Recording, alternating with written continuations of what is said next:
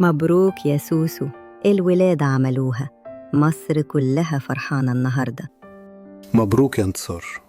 الفرحة مطلوبة برضو، الناس محتاجة تفك شوية من اللي بنعمله فيهم. عندك حق، انت اللي بتعمله فيهم مش قليل برضو.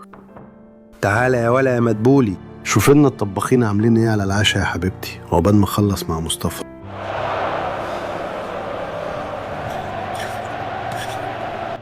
سامع يا مدبولي؟ سامع صوت الجماهير؟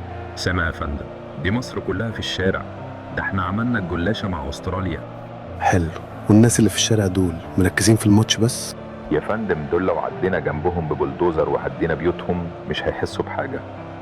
طيب والناس مش واخدة بالها كده؟ يلا عايزين نقلل وزن رغيف العيش ونخليه 70 جرام، محدش هيحس بحاجة دلوقتي.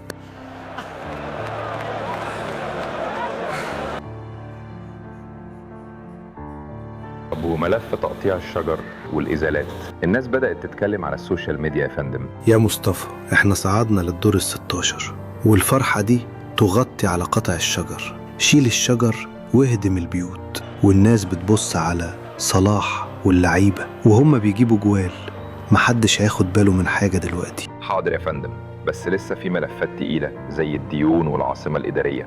الناس بدأت تسأل المشاكل دي آخرتها إيه؟